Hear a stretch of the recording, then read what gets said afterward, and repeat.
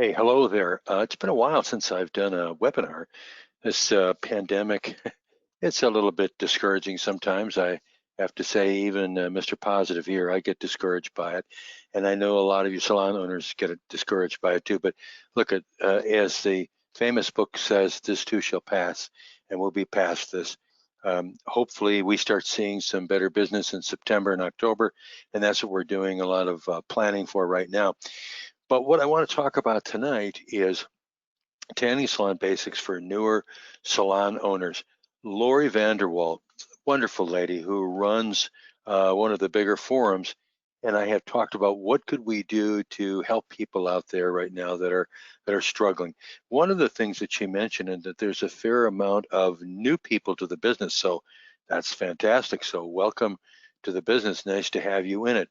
But they're asking some basic questions, and I think what I want to do is in this series, I'm going to have a series here.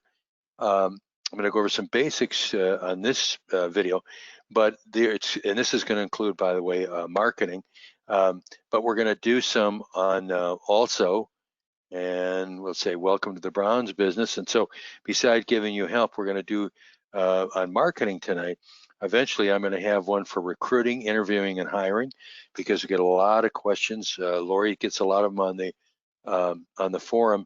People are they're not used to HR. I've been doing it for 52 years, and marketing I've been doing for 50 years. So I'm kind of used to this stuff, and I've been doing tanning for 30 years. So also another one that we're going to talk about, probably another basic in the series, is UV and spray tan pricing. That's a huge issue. I still have people that will contact me wanting to know how to do EFTs, and I'm very happy to help them. But I'm kind of surprised that there are still people out there that do not have an EFT program. Anyway, that's going to be another one in the series. And the other one is selling skills and tips.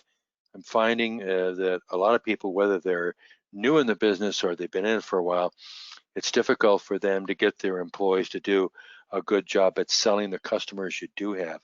So that's just a little outline of welcome to the Bronze Biz and some of the more basic topics that we're going to be talking about. But first tonight, we're going to talk about Marketing 101. What I want to tell you or show you is what advertising marketing for tanning that works. I want to show you some marketing that absolutely doesn't work, where I can say, save your money. First, we have to understand a couple terms, and that is the cost of customer acquisition and the cost of customer retention. Now, this is basic to marketing because one of the things that we have to play with in some regards is our tan sessions. Let me get to that in a second here. Let's review how you make money on getting and keeping customers in your salon. And I'm going to go back to my experience. I was an executive of 4 Fortune 500 corporations and a little one called Target Stores. And they taught me about the cost of customer acquisition, CCA, and also the CCR, cost of customer retention. And this is very important. The cost for Target and other retailers is considerably different than what we have in the tanning salon industry. But in the tanning salon industry, we're very unique in that we have a lot of margin from a variable cost point of view on the tans that we sell. So I want to talk a little bit about that first, and that is first, fixed versus variable cost. Now, your fixed cost, I'm not going to talk about your fixed cost because that's a whole different webinar, but your fixed costs, of course, are your lease or your equipment payments that you make. Maybe you're leasing the equipment, or maybe you've got a bank loan for that equipment. So your fixed costs are always the most expensive side of the tanning business. Your variable costs are just what it costs you to tan one person, one tan, and cleaning up the bed after there. So you're amortizing the payroll of the people that you have working with you to clean up that one bed, a little bit of bulb or lamp usage, and a little bit of additional electricity, because you got to have electricity in the salon, particularly this time of the year for air conditioning. You got to have it anyway. But what does it cost you for that one tan? And I think you're going to find that if you're just new to the business and you have not maybe seen or heard some of my webinars before, you're going to be kind of surprised, I think. that when we amortize the variable cost for a single tan, it's about 75 cents. So your fixed costs, I know, are huge. I mean, you can be, for a new bed, you can be paying $40,000 to $50,000 easily, right? Even a good used bed is going to cost you a fair amount of money. There's maintenance, there's just all kinds of fixed costs. But on a variable cost basis, your variable cost, a single tan, costs you 75 cents. So I put it that way because when I start talking about the possibility of using tans, some free tans here or there. Now, if you're on this, if you're watching this right now and you grimace at the thought of free tans, just stick with me here, because remember, the cost of customer acquisition may be a few free tans, and if you have to give away a few free tans at 75 cents a piece, that's nothing for what you can make off of it. So let's talk about what we call the appropriate use of free tan sessions for building traffic.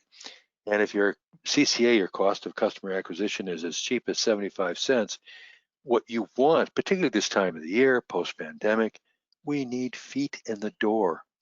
I just answered a couple of things on the forums today. I finally had to get caught up in all of the forum posts that were on there.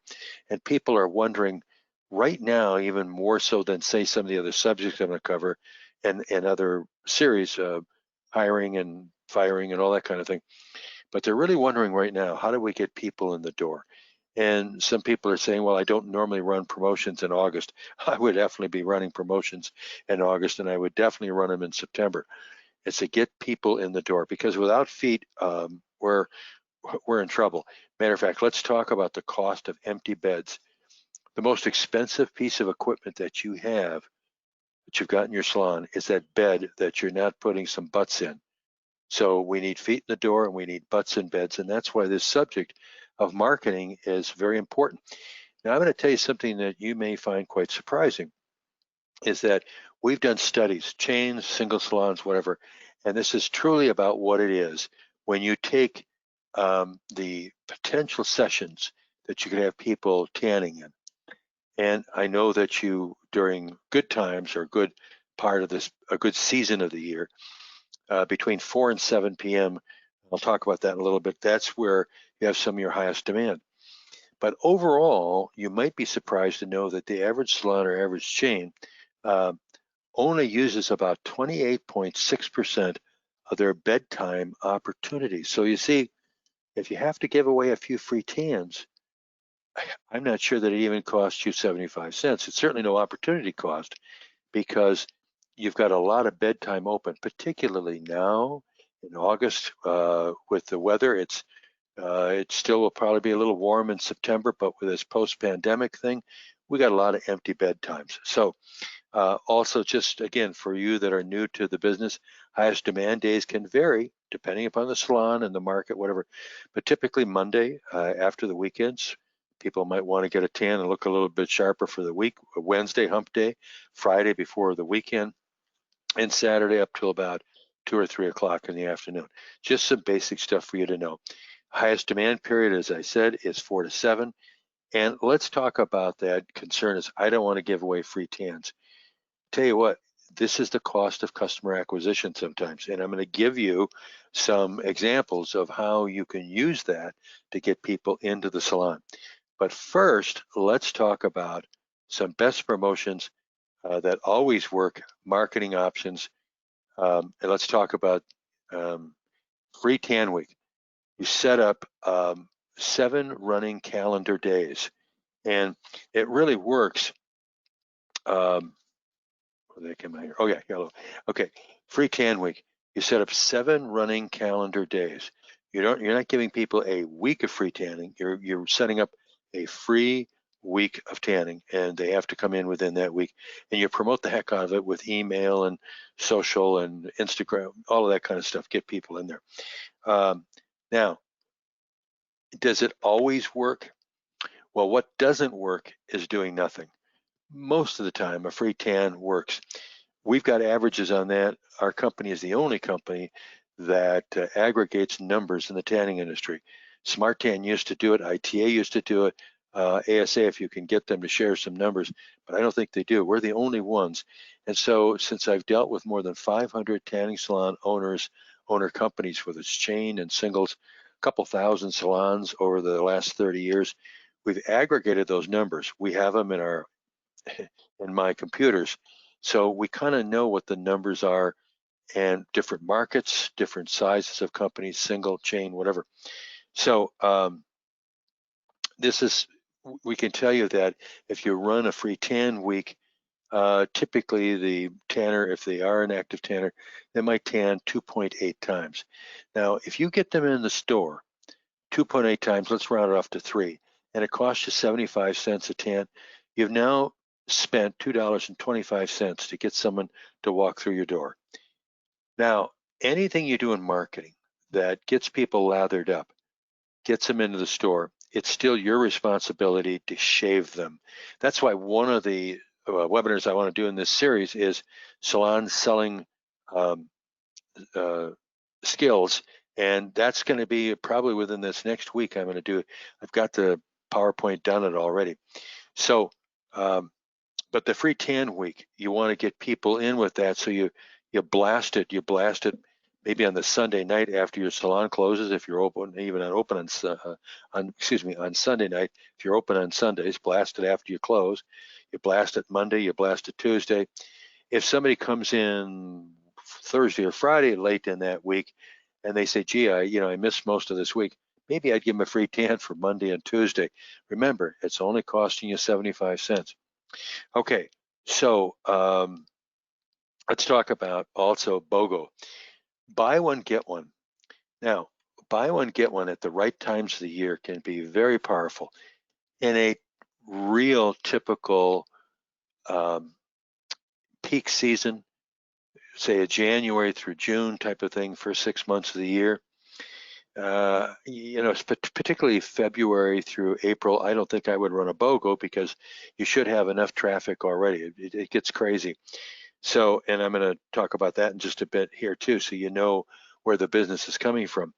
But anyway, the BOGO, to make it really work, you could do it on upgrades if you want. You could do it on a 30-day package. If you're going to do it on 30 days, or if you're going to do it on sessions, I wouldn't do it on, say, a 10-session package, because that means they buy 10, they get 10, that's 20 tans. It keeps them from buying an EFT membership. And remember, the name of the game in what we do is to get people on membership. Get every living human being you can on an EFT membership. Some are going to drop off. Just today I was reading the forums and a person was talking about how they couldn't get 4 of their EFTs to go through. Don't sweat the small stuff. Just get everybody signed up as you can to an EFT agreement, not contract. Get them signed up, and some are going to fall off. But that's the nature of being in retail. There's always some kind of a gamble. But in the long run, if you're getting between 40 and 50% of your business in EFTs, you're making money, whether you're a single salon or a chain. So BOGO at the right time makes sense. But what I would do on the BOGO, if you're going to do a BOGO on a buy 30 days, get 30 days free, what I would do is have an expiration. So like, let's say that you decided that in September you wanted to do a BOGO sale. They can buy it in September. They get September and October, as long as the expiration runs out at the end of October. I don't like 30 days or BOGOs on sessions to wipe out anything when you get into the later fall, particularly November, because a Black Friday week or a Pink Wednesday week, however you want to call it, starting at Monday and going through the Sunday after Thanksgiving, we have salons all the time, every year, that do more business in that 1 week than they do in the entire rest of November. So anyway, make sure that if you're going to run a BOGO, I would have an expiration on it. And some people are going to say, well, my customers are going to complain because we're not giving them the freedom to use it more than 60 days. Remember, you're giving them 50% off on the price. Now, the great thing about a BOGO 30-day is if they're getting 60 days for the price of a 30, that means that many more times they're coming into the salon, gives you more opportunity to shave them, which I need to get done here. I'm starting to feel a little whiskery here. I've been shut in too long. Okay, so So BOGO is like very important. And I also mentioned to you before that you've got your fixed versus variable cost. Again, I want to remind you at 75 cents per tan, again, so let's say that you've got a 30-day unlimited, and I'll just take say a middle of the road equipment session or equipment level, and you're charging $50 for it. This is going to, around the country, it's going to be all over. It could be 60, could be $70, but let's just take a low price of 50. And you give them another 30 days on a BOGO. So they spend $50, they get 60 days of tanning at this time of the year, not in the peak season. This is post-pandemic. Okay, so they get, for $50, they're coming in, and let's say they're an avid tanner, and they tan 20 times. Well, that 20 times at 75 cents, what did it cost you? I think $15, if I do the math right. $15, but you took in 50. Plus, if they're getting a BOGO, getting 60 days of tanning, they're going to be buying a lotion, or at least you should be selling them a lotion. Sometimes that's a real issue that I come up with all the analysis I do on salons, is that sometimes the selling of lotions is not real good. That's why we're going to do for people that are fairly new to the industry, and even for the veterans that want to join us on that too, is a salon selling essentials webinar on what your people should be doing to sell in the salon. So, but back to appropriate use of free tan sessions for building traffic. Again, remember, cost of customer acquisition, it's pretty cheap. And talking about the cost of empty beds, very, very expensive. And I mentioned before about the 28.6% of beds that usage is not used. And so you got all of that stuff, and use them appropriate. Okay, here are some marketing concepts you should save your money on, because it just, it's not doing you any good. And what we call these are, like, for example, Valpak or Money Mailer. It's a shared mail envelope. We call it aggregate marketing. And in that envelope, you may end up with, if you as a consumer, you might have 50 pages in there. Now, some people will open it up to get a pizza coupon, but even that's gone down dramatically, because the pizza industry painted themselves into a corner years ago where they coupon the heck out of everything. And so now when the kid comes to your door with a pizza, you can say, oh, I forgot my $1 off coupon somewhere. Honey, where did I put that? And they're going to give you the $1 off. Well, when you call the order in, they are. So most people don't even look at for coupons for pizza anymore. There might be a Chinese restaurant in there, might be a dry cleaner in there, whatever. What we have found over the years, and there was a time, by the way, you see direct mail there at the bottom of the screen. There was a time back in 1992, our company, before we got as heavily into tanning as we did, we had a product called the Power Card, and it was a simple little coupon plastic card. And we were in, I don't know how many markets, and we work with newspapers, and it would be sent out to their subscribers, and it had discounts on it and whatever. It was a different ball game then. Now we've got the internet, and people are just doing so much through the internet. Anything that you're looking there on the screen has a very high trash rate. And it's what we call in the marketing circles a trash rate, because most of the stuff that you see there goes into the trash, and it doesn't even get opened. And some of it has a pretty high CPM, cost per thousand. Sometimes it's $40, $45 per thousand. The effective rate is not $45. It's a lot more than that, because when you consider the trash rate, most of that stuff is going into the trash. Very few of what you see on the screen there gets opened. Now, if you know somebody that's a Valpak franchisee, they might argue with that. Believe me, I've been in this too many years, and I'm an old hand at this, and I can tell you, direct mail just does not work. And keep one thing in mind too. Direct mail tends to skew toward people that are always looking for deals. That's okay. Occasionally my wife and I do it too. But remember, we're in the indulgence business. And to think about looking something for $1 off a Whopper is one thing than looking for a discount off of an indulgence or escape experience you have in a tanning salon, a professional tanning spa, if you want to call it that. So this stuff just doesn't work because it doesn't match up with the customer. Well, here's some other stuff too. Let me get into these. More ways to waste your money. Some of you watching this may argue with me about Yelp. I don't like Yelp. I don't like it because I feel that it's marketing extortion. And if you're paying Yelp, amazing how the bad testimonials don't come up and the good ones do. I think it's a scam, my personal opinion. If you're out there watching this and you work for Yelp, you may disagree with me. I was doing Yelp with clients back 10, 12 years ago, didn't like the results, and I didn't like the way that they were kind of holding that testimonial gun to my head. Another one is grocery store registered tapes. If you see it there in the upper right-hand part, I still have people who come to me and they buy the backs of register tapes. Again, you know, a register to state tape might work, coupon might work for somebody that's trying to save 50 cents off a bag of salad. It's just not our business. We're an indulgence business, and that's the way we've got to look at it. And you can hear my clock is agreeing with me too. Newspaper print ads save your money. The fulfillment rate on newspaper print ads is just so low. Print in general is probably, it's less than 0.75%. It's not even that. It's probably about a 0.5%. It's just not worthwhile spending your money on it.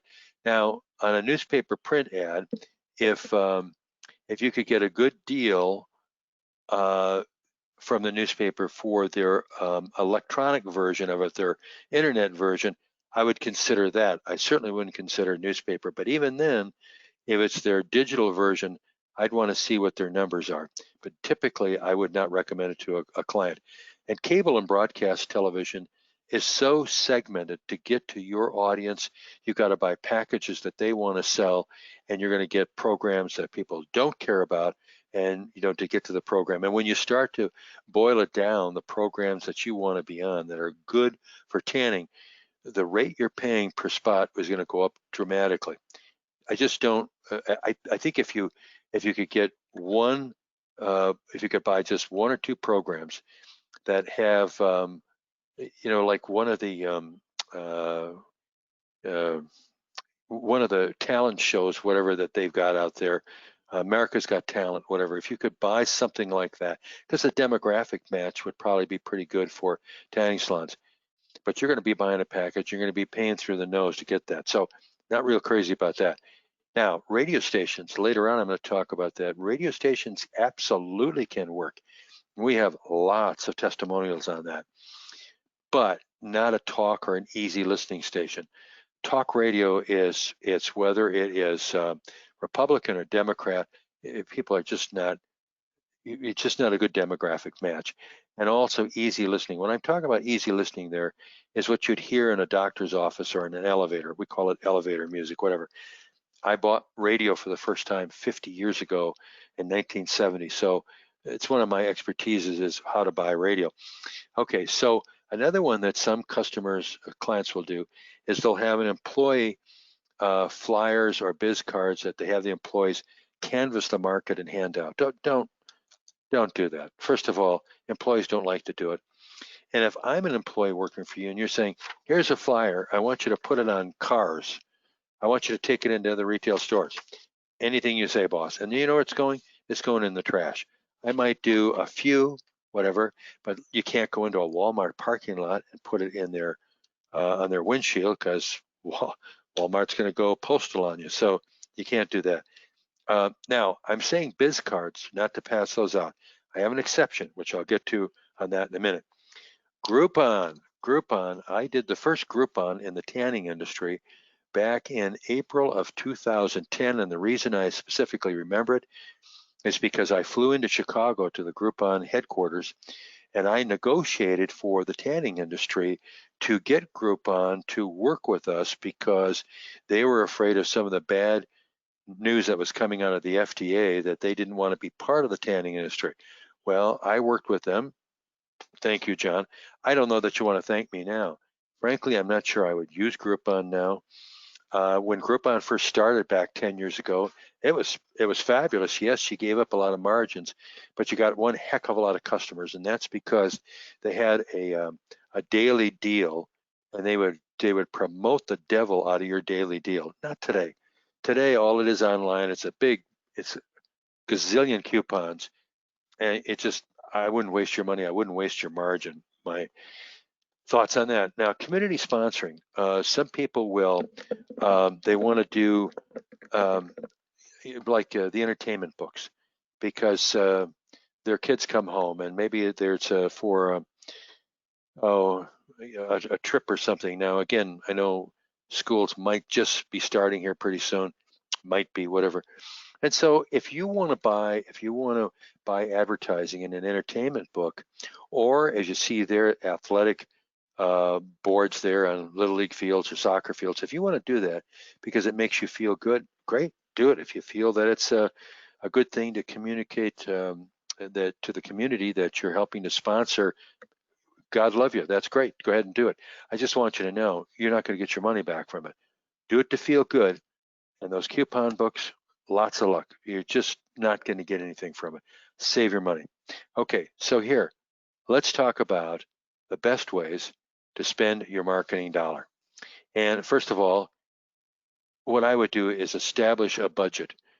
And so many times salon companies come to me as new clients and they don't have a budget. They've never really thought about advertising and marketing.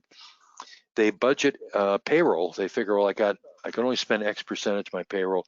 And by the way, that's kind of be all over the board too. I'm not going to even brave to give you payroll percentages in this presentation because if you have 10 high volume salons, your percentage is going to be much lower than if you've got a single salon and you have a low volume on it. Of course, you might be working it yourself, but anyway, so we won't talk about payroll budgets, but you do need to establish, excuse me, a marketing and advertising budget. And the reason you do that is it forces you to have discipline to be doing the marketing.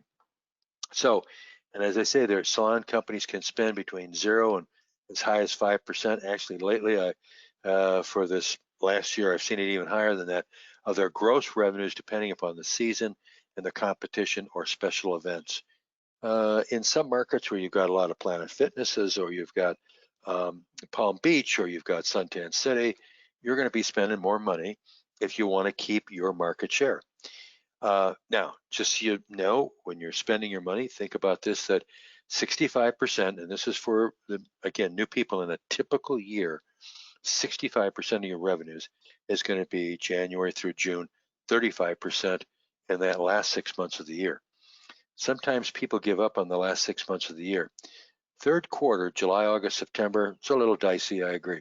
But October, November, there's some big opportunities in October and November.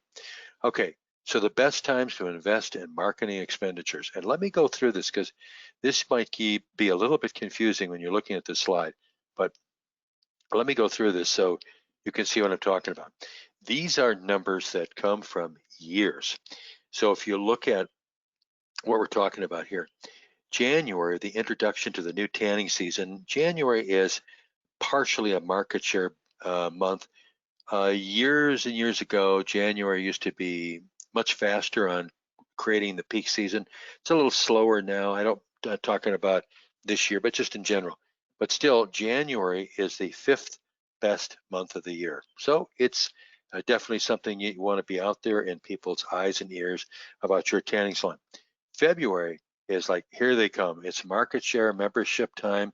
You want to be selling all the memberships you can. It's the number 3 best month of the year. And these are numbers aggregated over several thousand salons. March, membership selling on steroids, we call it. It's the number 2 month of the year, which is why this pandemic has hurt us so bad because most of the salons were closed in March. I think all of them were. April often is the highest month of the year for tanning and memberships, the number 1 month for revenues. It's phenomenal, the number of memberships that are sold in April. I suppose it's like, I think we all know, people are maybe coming out, particularly not just in the Midwest, but even down south, they're coming out of what's called, we're considered a winter period, and they don't want to look so white. You don't want to look as white as I am. I'm white. So they want to get in there and they want to tan for the spring and summer activities, whatever. So January, February, March, April, there you go. And look at March and April, we lost them this year. So we lost the number 2 and the number 1 month. Now, a lot of people also lost May, and May is the number 4 month of the year. So again, look at what the pandemic did. March, April, May, we lost the second, number 1, and 4th best months of the year. Killer. So I hope that if you're a new salon, that you're paying attention to this as far as your marketing efforts. And let's go into some of those. I wanted to go over what those numbers were so you could see. Okay, best ad and marketing vehicles. Now, email, this is not, by the way, in any kind of a ranking order. Email sometimes gets overlooked because there's so much social hubbub about, Facebook and Instagram and some of the other new stuff that's coming out, that's out and getting more popular. But email has its benefit. It has its advantages. Email goes on a person's, whether it's their computer or their cell phone or whatever, it tends to stay on there longer than obviously than a Facebook post. Facebook post can be lost, in a breath, but Facebook hits a whole lot more people. I like email in some ways because if people sign up for your email in your salon, they know they tan with you, they like your tanning, they live close, whatever. So, email needs to be paid attention to. The thing with email is you don't want to do it too often, and when you do it, I would do it at least twice a month, but I would have a pretty powerful offer in there because you don't want people to unsubscribe. So give them a real reason. Oh, I'll give them a free tan. Forget that. 25 years ago, we used to say to people, get this coupon and you'll get a free tan. A free tan today doesn't work. It's got to be 3 tans, 4 tans. And again, if that costs you 75 cents per tan and variable cost, big deal. You got them in the store, and then you got to sell them. Now, text messaging. Text messaging is also very powerful. It hits people right where they live, which is on their cell phones, right? I know, I even an old fart like me, I don't go to bed anymore without my cell phone. So I know how important it is to have them. Now, text again, though, it's not there as long as email is, but it can be very powerful, particularly for a specific offer that you want to do, say during the week or whatever. If you thought your business was slow in a day, you could send a text out saying, buy 2, get 1 free this afternoon on tans, or 50% off on a spray tan. A lot of things you can do. Now, here's a company called SendText. I know almost nothing about them. What I do know about is Lori Vanderwall, and she's a sharp cookie. She's been in this business for a long time. Nice lady too. And she sent me this just a few days ago about SendText that she's involved with. And from what I understand, from what she's told me, it's free to get in SendText. You can send text out, and the nice thing about it is it does not allow text messages to come back, because you don't need a whole lot of text messages coming back. You just need to get the message out to the consumer and hopefully get them in the store. Now, I put Lori's email address in there. You can see after Lori Vanderwall, send her an email or say something on her forum, which is Tanning Salon Owners Forum, which is a very good forum, by the way. So I have to look at this some more myself. I know that text can be a very effective marketing tool. I don't know anything that much about SendText, but what Valoria's told me sounds good. And of course, social marketing, Facebook, Instagram. But remember, when you're using Facebook, remember the 80-20 rule that Zuckerberg himself, who created Facebook, has told us: make only 20% of your post commercial. Remember that social media is social. Why people feel compelled to send out a Facebook post that says, I went to the store today for a jar of pickles, I don't know. But people do like to, for whatever reason, they like to talk to each other. I'm on Facebook all the time too. I know what that's all about. But where people draw the line is if your Facebook posts are always about a deal on a lotion or a spray tan or whatever, people are going to tune you out. The important thing on social marketing is to keep your social audience social. So put in things about maybe community or about women's issues, particularly is a good one. Maybe it has something to do with first responders, whatever. It doesn't necessarily have to be anything about tanning. As long as it's something that people want to read, you need to build your audience. And so I'm going along with what Zuckerberg has said. He's the expert on his own media. Now, radio is very powerful in the right format and with the right station partnership. On YouTube, I have many, many, many YouTube webinars I've done on there, and there's a couple of them on there, I think, on radio. We've done some fabulous things with radio. You have to have a partnership with them. The reason a lot of people don't use radio is because they don't understand it. And I've been doing it for 50 years, so I know how radio thinks. Sometimes I think that tanning salon owners, I think they get shafted by radio. Maybe it's intentional, maybe it's unintentional because they're dealing with an advertising representative of the station that doesn't know what he or she is doing. But radio has a big potential if you're in a market where it is affordable, and particularly if you're not in a market where you've got 8 Planet Fitnesses and 10 Palm Beach Tans, whatever.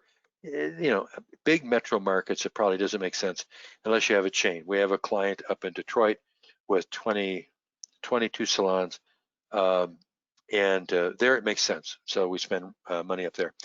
Now, the possible use of employees' social media. I say possible. If an employee will send out what you're doing on social, will send it out to their audience, their specific personal audience, not a bad thing. If you've got 5 employees that really believe in the salon and want to build up business, but again, it's got to be voluntary. You can't demand from them to use their Facebook. You could, but people are going to resent it. They may leave you. But when employees are really engaged in your salon, they're really taking emotional ownership, they'll probably do that. So that's a powerful thing because it's not just coming from the salon, it's coming to their audience of people that know them and they know each other, whatever. That can be pretty powerful. Cross promoting with non-competitive gyms. Whoa, if you have a gym that is competing with a Planet Fitness or somebody that's a huge LA 10, whatever, smaller gyms need ways to cut out some market share. And if they don't have tanning, and by the way, even if they do have tanning, let's say you have a smaller gym and has 1 or 2 pieces of tanning equipment, they're not a competitor of yours. Okay, so you want to do a cross-promoting thing with them where you want to share on your social and your email marketing. Don't make it where you have to buy one to get the other one, whatever. You share space with them. The average gym is going to have many, many more Facebook followers and email audience than you're going to have in your salon. And so when you put them together and you're helping each other, you're going to expand your audience dramatic. And it's too much of a details to go into right now, but it works very well. And of course, cross promoting with other indulgence retailers. It might be it might be a hair salon, it might be a nail salon or whatever, because again, it's an indulgence thing. They're not typically going to be a competitor of yours, and it works. It works very well.